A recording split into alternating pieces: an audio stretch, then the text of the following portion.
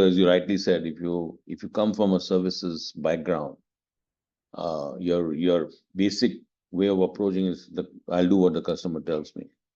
In fact, tomorrow I was just writing an article when the call started.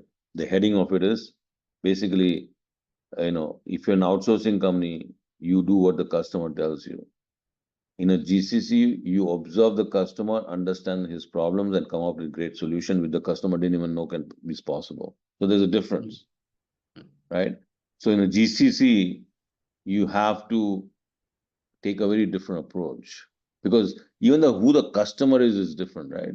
For GCs, for Infosys, the customer is Intuit. For Intuit employee, the customer is a small business user or the guy who's doing the taxes. So it's a very different mindset. And so a lot of our customers, they are reluctant to hire people from services companies because of exactly what you just said. Because they don't want people. In fact, I'll tell you a story. When I started the Intuit office, we 5 of us had come to visit. So before we started the office, we wanted to start as an outsourcing provider. So we visited Cognizant, Infosys, Patni Computers at that time, Persistent, and HCL to understand. We went to their side, and one of the things which I had told them that I don't want to meet your marketing team. I want to meet your engineers. Okay. Right. I had specifically said, like 2-hour meeting with your engineers. I don't want any marketing people in that meeting, and you need to go away, and I want to talk to your engineers.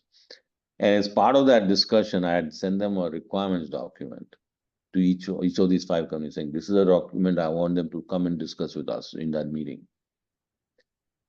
So what we were observing in that meeting, the reason we want to do that, are these engineers pushing back on something? So we purposely kept the requirements vague. They were not very clear. So we wanted them to say, hey, this doesn't make any sense. Can you tell us this seems incomplete. So only in Bangalore, people did that to us. So we opened up an office in Bangalore. We went to Noida for HCL. We went to Pune and Chennai. None of those people would question. They said, okay, yeah, we can build this. But we know they couldn't build because it was not very clear. But in the Bangalore office, where we met one of the vendors, their engineer said, I'm sorry to say, but these requirements are not very clear. These are the missing parts to it. So that's when we decided, okay, this is where we want to be. So this is 20 years ago, and some of that still exists, that people. So we want people who are not scared of questioning, not questioning for wrong reasons, for the right reasons, pushing back and all of that. And that's an important part. And that's something which you have to constantly build, constantly encourage them to do it, and again, do the training, figure out all that. It's becoming more and more easy when people interact more, once they start building the relationships with the global teams. Now that they can do videos, Zoom calls and video calls and all that, is becoming easier, but it's still something.